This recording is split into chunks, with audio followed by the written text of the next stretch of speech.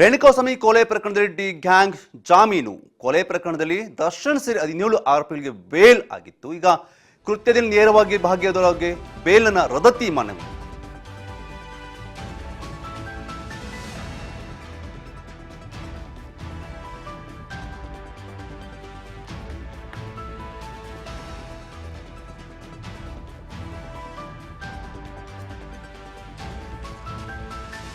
ಕೃತ್ಯದಲ್ಲಿ ನೇರವಾಗಿ ಭಾಗಿಯಾದವರ ಬೇಲ್ ರದ್ದತಿಗೆ ಮನವಿಯನ್ನು ಮಾಡಿಕೊಂಡಿರುವಂಥದ್ದು. ರೇಣುಕಾಸ್ವಾಮಿ ಕೊಲೆ ಪ್ರಕರಣದಲ್ಲಿ ಡಿ ಗ್ಯಾಂಗ್ಗೆ ಜಾಮೀನು ಸಿಕ್ಕಿತ್ತು ಹೈಕೋರ್ಟ್ನಲ್ಲಿ. ಇದೀಗ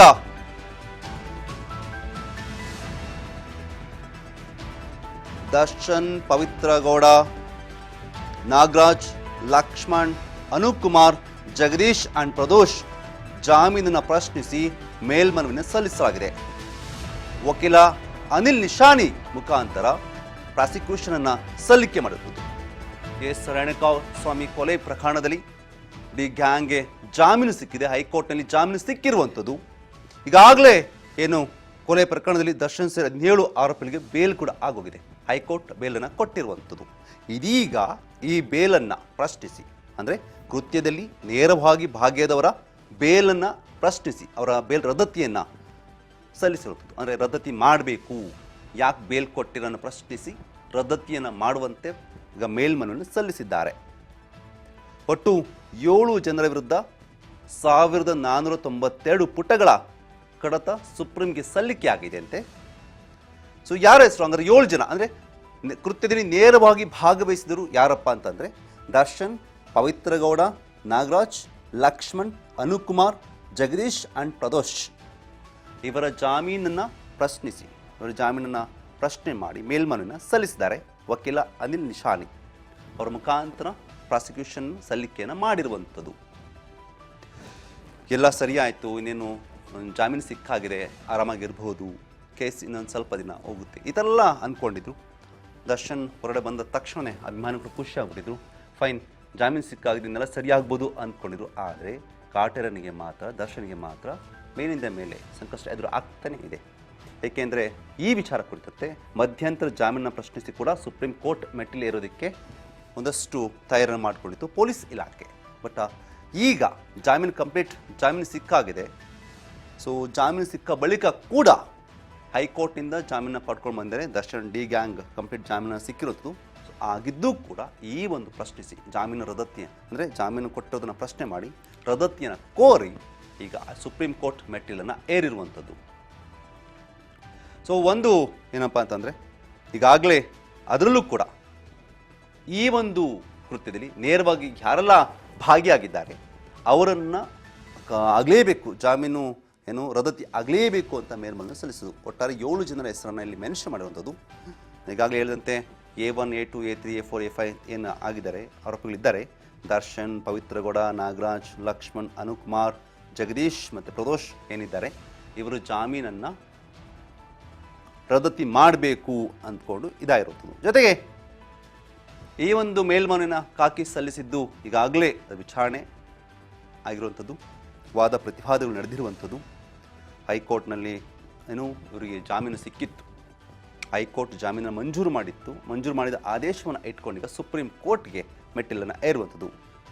ಇದು ಕಾಮಾಕ್ಷಿ ಪಾಳ್ಯದ ಠಾಣೆಯಲ್ಲಿ ದಾಖಲಾದಂಥ FIR, ಆ ದೂರಿನ ಪ್ರತಿ, post-mortem report, ground of arrest ಪ್ರತಿ, ಪ್ರತ್ಯಕ್ಷದರ್ಶಿ ಸಾಕ್ಷಿ, ಟೋಟಲ್ 76 ಜನ ಇದರಂತೆ.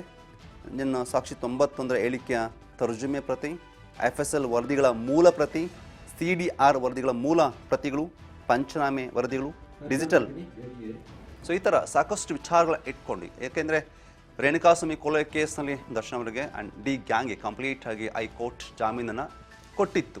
ಬಟ್ ಈಗ ಈ ಜಾಮೀನನ್ನು ಪ್ರಶ್ನೆ ಮಾಡಿ ಈಗ ಸುಪ್ರೀಂ ಕೋರ್ಟ್ಗೆ ಮೇಲ್ಮನವಿ ಸಲ್ಲಿಸಿದೆ. ಅದರಲ್ಲೂ ಕೂಡ ಈ ಒಂದು ಕೃತ್ಯದಲ್ಲಿ ಯಾರೆಲ್ಲ ನೇರವಾಗಿ ಭಾಗಿದ್ದಾರೆ ಅಲ್ಲಿ 7 ಜನರ ಆರೋಪಿಗಳನ್ನು ಅಲ್ಲಿ ಮೆನ್ಷನ್ ಮಾಡಿರುವಂಥದ್ದು. ಆ 7 ಜನರ ವಿಚಾರವನ್ನು ಈಗ ಮತ್ತೆ ರದ್ದತಿ ಕೋರಿ ಸುಪ್ರೀಂ ಕೋರ್ಟ್ಗೆ ಮೇಲ್ಮನವಿ ಸಲ್ಲಿಸಿದ್ದು ವಿಚಾರಣೆ ಕೂಡ ನಡೆದಿರುವಂಥದ್ದು. ನೋಟಿಸ್ ಜಾರಿ ಮಾಡಿದ ವಿಚಾರಣೆ ಮುಂದೂಡಿದ ಕೋರ್ಟ್ ನೋಟಿಸನ್ನು ಜಾರಿ ಮಾಡಿ ವಿಚಾರಣೆಯನ್ನು ಮುಂದೂಡಿದೆ ಕೋರ್ಟ್. ಈಗ ಅಂದರೆ 7 ಜನ ಏರಿದ್ರು ಅವರೆಲ್ಲರೂ ಕೂಡ ಈಗ ನೋಟಿಸನ್ನು ಜಾರಿ ಮಾಡಿದ್ರು. ಸುಪ್ರೀಂ ಕೋರ್ಟ್ನಲ್ಲಿ ಡಿ ಆ್ಯಂಡ್ ಗ್ಯಾಂಗ್ ಪ್ರಕರಣದ ವಿಚಾರಣೆ ನಡೆದಿರುವಂಥದ್ದು. ಈ ವಿಚಾರಣೆ ಬಳಿಕ 7 ಆರೋಪಿಗಳಿಗೆ ಸುಪ್ರೀಂ ಕೋರ್ಟ್ನಿಂದ ನೋಟಿಸ್ ಜಾರಿಯಾಗಿದೆ. 7 ಆರೋಪಿಗಳಿಗೆ ಸುಪ್ರೀಂ ಕೋರ್ಟ್ನಿಂದ ನೋಟಿಸ್ ಈಗ ಜಾರಿಯಾಗಿರುತ್ತದೆ. ಸೊ ಯಾರಪ್ಪ ಆ 7 ಜನ ಅಂತ ಬಂದಾಗ ದರ್ಶನ್, ಪವಿತ್ರಗೌಡ, ನಾಗರಾಜ್, ಲಕ್ಷ್ಮಣ್, ಅನುಕುಮಾರ್, ಜಗದೀಶ್ ಅಂಡ್ ಪ್ರದೋಷ್ ಇವರ ಈ 7 ಜನಕ್ಕೂ ಕೂಡ ಈಗ ಸುಪ್ರೀಂ ಕೋರ್ಟ್ ನೋಟಿಸ್ ಅನ್ನ ಜಾರಿ ಮಾಡಿದೆ. ಒಂದೇ ಕೃತ್ಯದಲ್ಲಿ ನೇರವಾಗಿ ಭಾಗಿಯಾಗಿದ್ದವರು ಅಂತ ಹೇಳಲಾಗ್ತಾ ಇದೆ ಇವರನ್ನ. ಸೊ ಹಾಗಾಗಿ ಇವರಿಗೆ 7 ಜನಕ್ಕೂ ಕೂಡ ಈಗ ಸುಪ್ರೀಂ ಕೋರ್ಟ್ ನೋಟಿಸ್ ಅನ್ನ ಜಾರಿ ಮಾಡಿದೆ.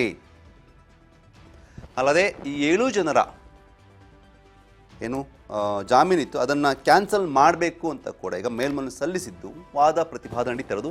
ಪ್ರತಿವಾದಿಗಳಿಂದ ಈಗ 7 ಜನರ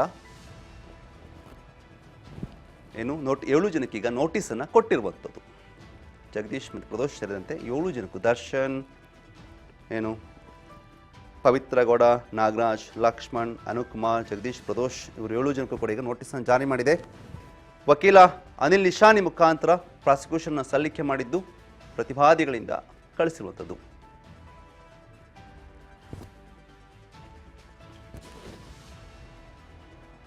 ಅಲ್ಲದೆ 1492 ಪುಟಗಳ ಕಡತ ಏನಿದೆ ಅದನ್ನು ಕೂಡ ಈಗ ಸುಪ್ರೀಂ ಕೋರ್ಟ್ಗೆ ಸಲ್ಲಿಕೆ ಮಾಡಿರುವಂಥದ್ದು.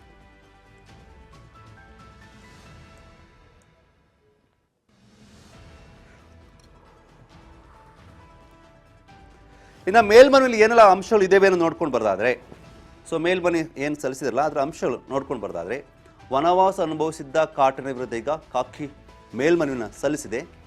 ಇದು ಮೇಲ್ಮನೆಯ ಅಂಶಗಳು. ಹೈಕೋರ್ಟ್ ಜಾಮೀನು ಮಂಜೂರು ಮಾಡಿರುವಂಥ ಆದೇಶ, ಹೈಕೋರ್ಟ್ ಈ ಡಿ ಗ್ಯಾಂಗ್ಗೆ ಜಾಮೀನು ಮಂಜೂರು ಮಾಡಿದ್ದರ ಆದೇಶ, ಜೊತೆಗೆ ಕಾಮಾಕ್ಷಿ ಪಾಳ್ಯ ಠಾಣೆಯಲ್ಲಿ ದಾಖಲಾದ FIR ಮತ್ತು ದೂರಿನ ಪ್ರತಿ ಅದರಲ್ಲಿ ಇರುವಂಥದ್ದು, ಜೊತೆಗೆ post mortem report, grounds of arrest ಪ್ರತಿ ಇದನ್ನು ಕೂಡ ಅಲ್ಲಿಗೆ ಸಲ್ಲಿಕೆ ಮಾಡಿರುವಂಥದ್ದು ಅಂಶದಲ್ಲಿ ಇರುವಂಥದ್ದು. ಪ್ರತ್ಯಕ್ಷದರ್ಶಿ ಸಾಕ್ಷಿ 76, ಸಾಕ್ಷಿ 91ರ ಹೇಳಿಕೆಯ ತರ್ಜಮೆಯ ಪ್ರತಿ ಇದನ್ನು ಕೂಡ ಕೊಟ್ಟಿರುವಂಥದ್ದು. ಇನ್ನು FSL ವರದಿಗಳ ಮೂಲ ಪ್ರತಿ, CDR ವರದಿಯ ಮೂಲ ಪ್ರತಿಗಳು,